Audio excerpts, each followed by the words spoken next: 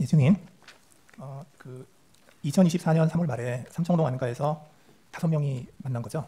그렇습니다. 이제 대통령, 그다음에 국정원장인 증인, 국방부 장관인 신원식, 그리고 당시 경호처장인 김용현, 방첩사령관 여인영 그렇게 만났죠. 그렇습니다. 근데 거기에 방첩사령관 여인영이 왜 들어갑니까? 누가 불렀어요? 그건 뭐 조직을 대통령께서 하셨으니까 잘은 모르겠습니다. 그 증인은 대통령 연락을 받고 참석을 한 건가요? 뭐 대통령실에 연락을 받았을 것으로 생각이 됩니다. 예. 그 신원식 당시 국방부 장관은 당시 대통령이 비상한 조치가 필요하다, 군이 나서야 하지 않겠느냐는 취지로 말했다고 얘기를 하셨어요. 그리고 이제 그거에 대해서 그런 얘기 들은 적 있습니까?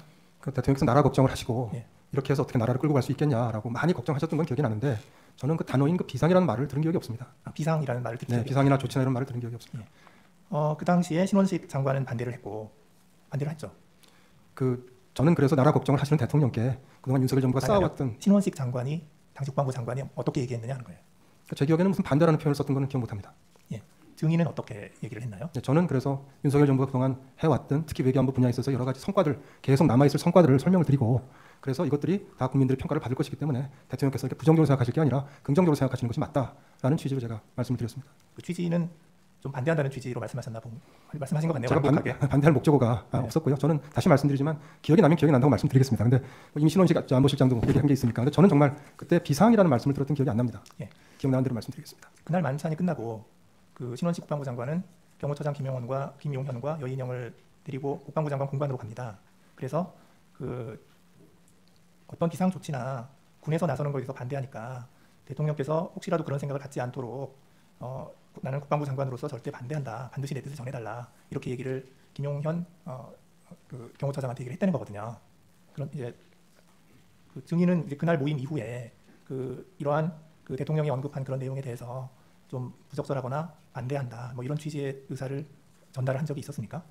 그 3월 하순인데 그 모임 이후에는 뭐 그런 모임이 다시 없었고 그 다음에 김용현 장관이 경호처장이 아닙니다. 신원식 국방장관이 그 후속 모임 전역을 가진 것도 사실은 비상계엄 이후에 저는 알게 됐고 그래서 몰랐고 저한테 다시 무슨 비상조치라든지 비상계엄이라든지 하는 말씀을 대통령이 하신 적이 없습니다. 그러니까 사실 반대를 할 이유도 없었고 그렇습니다. 예. 그 증인은 국정원장이시니까 매주 대통령께 보고를 하나요? 그렇습니다. 거의 뭐 빠짐없이 매주에 한 번씩 합니다. 그 보고를 할 때 혹시 그런 이야기가 오간 적이 없었습니까? 비상조치나 비상계엄에 대한 얘기가 오간 적 없었습니다. 예. 신원식 장관은 이제 그 모임이 2024년 3월에 있었는데 2024년 9월에 국방부 장관에서 경질이 돼요. 그런데 이제 증인은 그 당시에 하여튼 뭐 반대하는 취지로 말씀하셨음에도 불구하고 계속해서 국정원장으로 계셨던 거죠. 예. 여인영 사령관은 이렇게 얘기를 합니다. 3월 말 삼청동 안가에서 신원식 국방부 장관이나 조태용 국정원장이 계엄을 말렸습니다. 제가 그 기억이 굉장히 생생했기에 그분들이 비상계엄 선포를 말릴 것이라고 생각했습니다. 이렇게 얘기하거든요. 여인영 방첩사령관은 3월 모임 때 그 대통령 얘기를 듣고 뭐라고 얘기했나요? 특별히 뭐 기억나지 않습니다. 여인영 사령관은 방첩사를 이제 원복시켜서 좀 제대로 기능하게 하는 것이 임무이기 때문에 그런 차원에서 이제 말씀들 했던 것 같고 그 외에는 제가 특별히 기억나지 않습니다. 예. 이제 12월 3일 날 이제 대통령실 연락을 받고 대통령실에 이제 갔을 때 가는 경위부터 좀 제가 여쭤볼게요. 12월 3일 20시에 대통령으로부터 직접 전화를 받았다는 거죠. 그렇습니다. 그때 대통령이 어디세요라고 하니까 증인은 여기 있습니다 이렇게 말씀하셨던 거고. 네. 대통령이 미국 안 가셨어요라고 하니까 증인이 내일 떠납니다. 방금 미국 대사와 송별 만찬했습니다. 이렇게 대답한 적이 있나요? 네, 제 기억은 그렇습니다. 예. 그리고 나서 대통령이 알겠습니다 하고 전화를 끊었죠. 예. 들어오라는 얘기 안 했고. 없었습니다. 예. 그런데 이제 20시 5분에 대통령실 부속실장 강희구 이분이 증인에게 전화를 했죠. 예, 기억합니다. 전화를 해서 어디 계십니까? 하니까 증인이 내곡동입니다. 이렇게 대답을 했고요. 네. 그러니까 강희구 부속실장이 지금 들어오세요. 이렇게 얘기를 해서 증인은 대통령실로 출발한 거고요. 그렇습니다. 예. 근데 조금 이상한 거는 그날 한덕수 총리의 경우를 보면 8시 20시경에 대통령이 직접 전화를 해서 대통령실로 좀 왔으면 좋겠습니다. 누구에게도 말을 안 했으면 좋겠습니다. 이렇게 해서 왔다는 거거든요. 이게 한덕수 총리가 연락을 받았다는 내용이고요. 조태열 외교부 장관은 뭐라고 얘기하냐면 7시 54분에 대통령이 전화를 해서 지금 어디 계십니까? 라고 하니까 집입니다. 라고 하니까 지금 용산 집무실로 바로 올 수 있습니까? 차표는 됩니까? 이렇게 해서 바로 출발했다는 거거든요. 그리고 그날 또 그 통일부 장관 김용호 장관도 대통령으로부터 전화를 받았어요. 받았는데 이 전화 받은 게 좀 다릅니다. 저녁 약속이 있어서 식사를 마치고 휴대폰을 보니까 부재중 전화가 여러 번 와 있었는데 보니까 대통령실에서 여러 번 전화를 했더라. 그리고 이제 그랬는데 대통령께서 바로 그때 전화를 해가지고 대통령이 바로 용산으로 가능한 한 빨리 들어와라 이렇게 얘기를 하니까 그 김용호 장관이 어디로 가면 됩니까 하고 물었더니 대통령이 수행실장에게 물어보고 들어오세요라고 얘기했다는 거예요. 그러니까 이 김용호 장관은 아마 그 부속실에서 먼저 전화를 여러 번 했는데 이제 연락이 안 되니까 대통령이 전화 안 받는다고 그러니까 대통령이 바로 전화를 했던 것 같아요. 그다음에 이제 이상민 행안부 장관은 연락을 어떻게 받았냐면 6시 11분경에 김용현 국방부 장관으로부터 전화가 와서 지금 어디냐라고 묻기에 울산에서 김장 행사하고 회의하다가 서울 가는 길이다 라고 대답을 하니까 몇 시쯤 도착하냐 라고 하니까 8시 넘어서 도착한다 라고 하니까 도착하는 대로 바로 용산으로 들어오라 고 얘기를 했고 8시경에 역시 그 강희구 부속실장이 전화를 해서 용산으로 바로 들어오라고 해서 갔다는 거고요.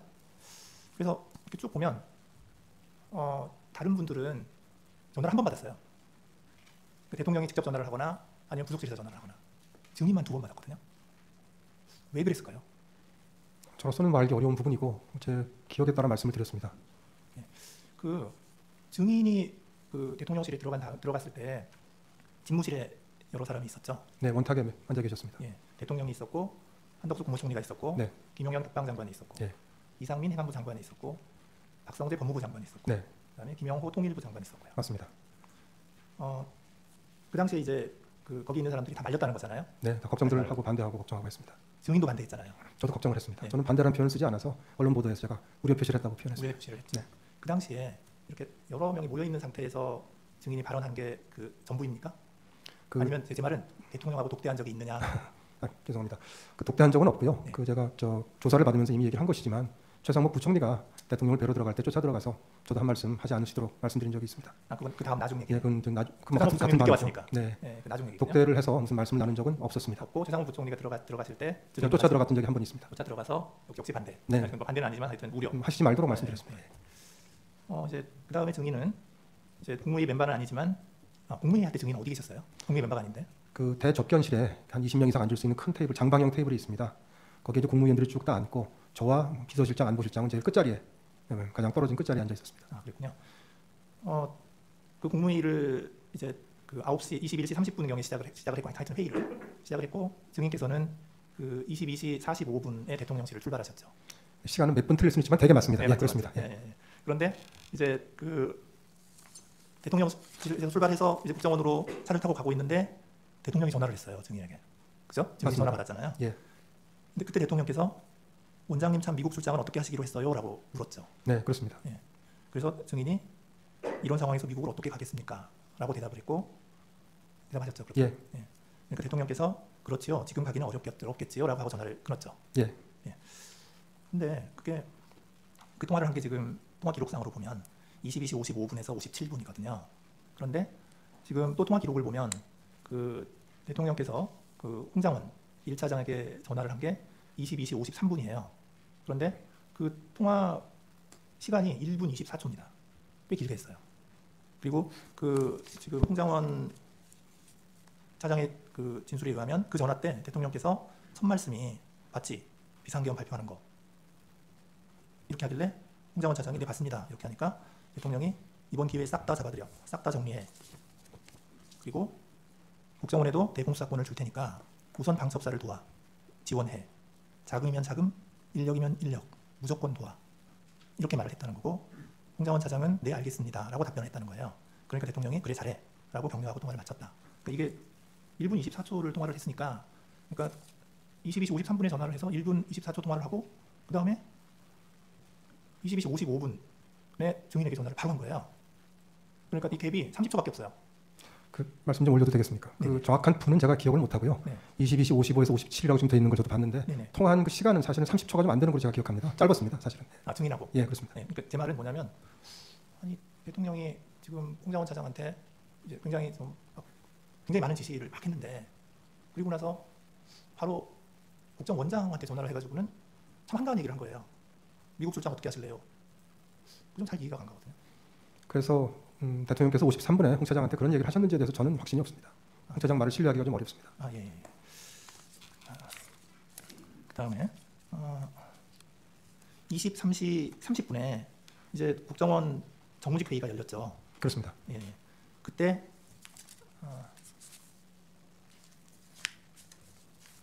잠깐만요.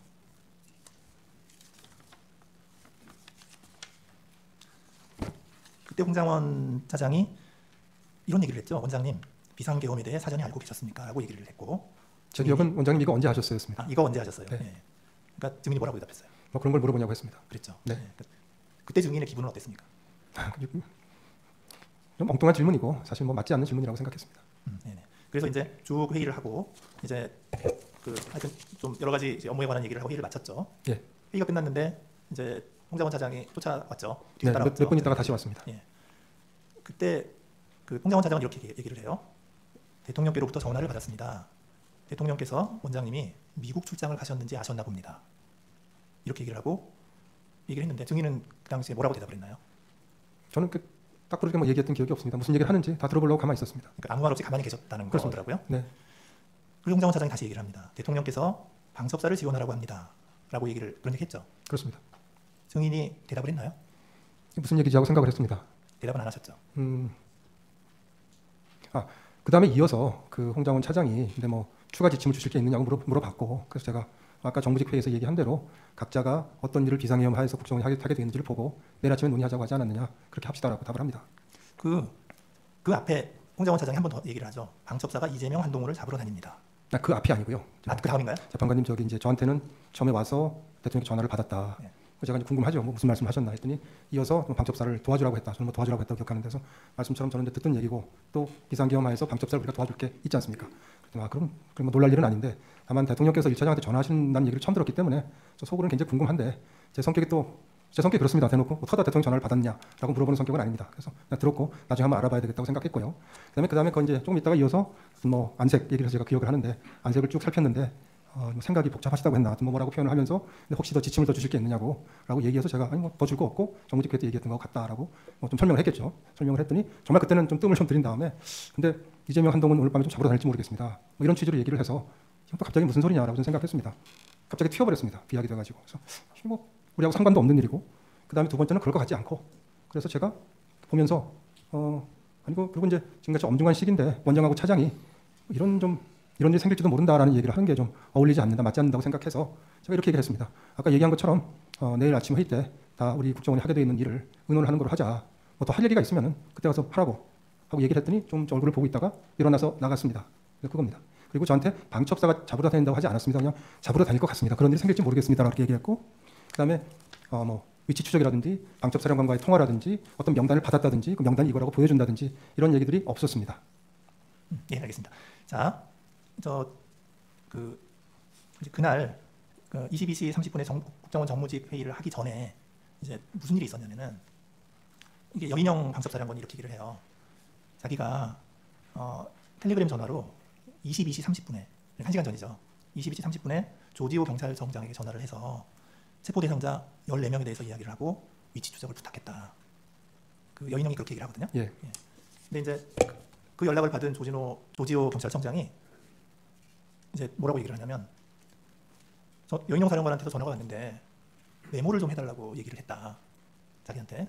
그래서 조지호 경찰청장이 준비되었다라고 하니까 사람 이름을 불렀는데 15명 이름을 불렀다. 가장 먼저 불렀던 것이 이재명, 그리고 우원식, 박찬대, 정청래, 김명수, 권순일이라고 했고 또 다른 이름을 불렀는데 김동연이라고 해서 경기도지사냐 이렇게 여인영한테 물어봤더니 김동현이다. 이재명 무죄 선고한 판사다. 이렇게 여인영이가 얘기를 했고 여인영이가 이 사람들을 체포할 건데 위치 파악을 좀 해달라고 해서 그 부탁을 받았다. 이렇게 얘기를 하거든요. 그리고 나서 이제 조지호 청장이 또 뭐라고 얘기를 하냐면 그 다음에 그 텔레그램 전화가 한 번 더 왔다는 거예요. 그래서 두 번째 통화를 해서 굉장히 급하게 한동훈 추가입니다. 이렇게 얘기를 했다는 거예요. 그 시간이 언제냐면 22시 30분에서 40분 사이입니다. 그런데 이 전화를 받고 조지호 총장이 어떻게 했냐면 협조를 안 해줬어요. 그러니까 바로 거절하지는 않고 협조를 안 해주고 그냥 아무런 조치도 안 하고 가만히 있었다는 거예요.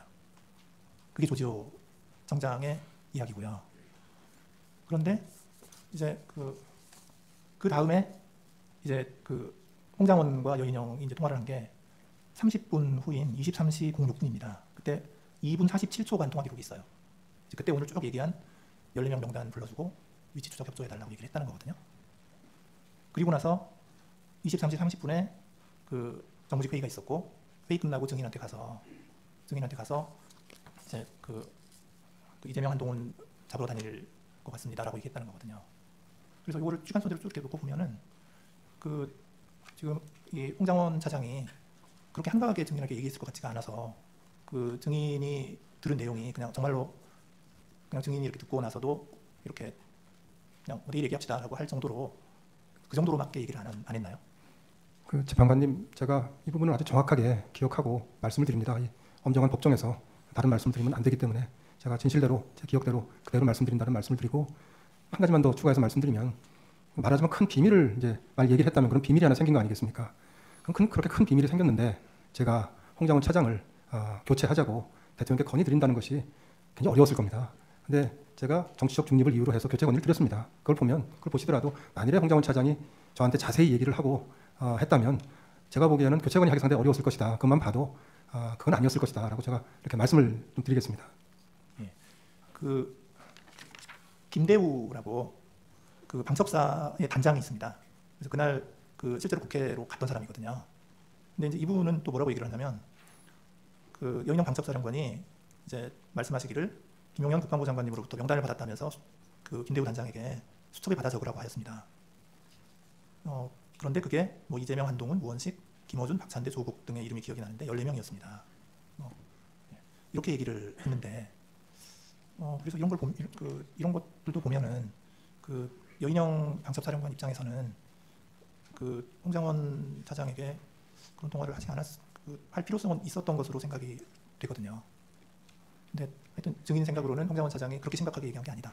그날 밤에 있었던 일은 제가 진실대로 말씀드렸고, 만일 홍장원 차장이 얘기한 대로 얘기를 했으면은 제가 지침을 내리고 같이 남아서 공간에 채청을 하는 것이 아니라 아마 사무실에 나와서 뭔가 일을 하거나 아니면 뭐 뭔가 결정을 했을 것입니다. 그래서 제가 말씀드린 그대로 저로서는 도저히 이해할 수 없고 알아듣기 어려운 방법으로만 얘기를 했고 그 이상 얘기를 하지 않았다는 말씀과, 그거를 처음 제가 이런 일이 있다는 걸 그렇게 얘기한다는 걸 알게 됐던 건 12월 6일 오전이라는 말씀, 그리고 만일에 그런 그런 비밀스러운 얘기를 제가 들었다고 할 것 같으면 그러면 그건 제가 홍장원 차장 교체를 건의하기 이제 힘들었을 거라는 거, 그리고 만약 그게 사실이라면 어찌 보면 국정원장이 제가 교체가 될 일일지도 모르는 것이죠. 그래서 이게 앞뒤가 맞지 않는 말씀이고, 그래서 저는 제가 기억나는 대로 좀 말씀을 드렸다라고 하는 좀 제가 말씀 다시 한번 드리겠습니다. 예, 알겠습니다. 예, 감사합니다. 그 홍장원 심판정 증인신문과 오늘 국정원장 신문을 보면서 느낀 것이, 대통령인 제가 국정원 1차장인 홍장원에게 전화할 아무런 이유가 없는데 원장이 국내에 있느냐 해외 지금 미국에 출장 중인가에 대한 그 오해 때문에 이 전화가 부득이하게 돼가지고 지금 이렇게 시끄러워진 것 같습니다. 참 그런 점은 대단히 안타깝게 생각하고요. 제가 몇 가지만 좀 저걸 하겠습니다. 아까도 국정원장이 그 홍장원에 대한 해임 건의를 저한테 처음 한 것이 12월 5일 경이라고 말씀을 하셨는데, 저는 이거는 12월 4일 밤이라고 분명히 기억합니다. 제가 집에서 쉬고 있는데 저한테 전화를 주셔서 첫 마디가 혹시 홍장원 1차장이 대통령님께 비와폰 전화를 드린 일이 있습니까? 라고 첫 번째 물으셨고요. 제가 아니 홍장원이가 저한테 왜 전화를 하죠? 그러고 일단 비와폰 확인하고 전화를 다시 드리겠습니다. 비와폰으로 왔기 때문에. 제가 딱 보니까 16시 00에 전화가 왔어요. 근데 제가 비와폰 소리가 거의 무음이고 약간의 진동만 있기 때문에 제가 못 받은 것 같더라고요. 그래서 제가 국정원장에게 다시 전화를 해서 아니 저 전화가 왔는데 이 친구가 나한테 대통령한테 왜 전화를 했나? 그랬더니 이제 그때 비로소 얘기를 이제 시작을 하시는데, 국정원 간부의 그 해임 건의에 관련된 얘기이기 때문에 공개된 법정에서 다 말씀을 드릴 수가 없습니다. 국정원장도 그렇고 저 역시도 마찬가지인데, 분명한 사실은 벌써 몇 달 전부터 정치적 중립 문제와 관련해서 원장의 신임을 많이 잃은 상태였던 것을 제가 알 수 있었습니다. 그래서 제가 국정원장한테 좀 한 소리 했습니다. 아니 주례 보고를 하는데 국정원 1차장이 이렇게 원장의 그 신뢰를 잃은 상황이면 이만큼 중요한 정보가 어디 있느냐,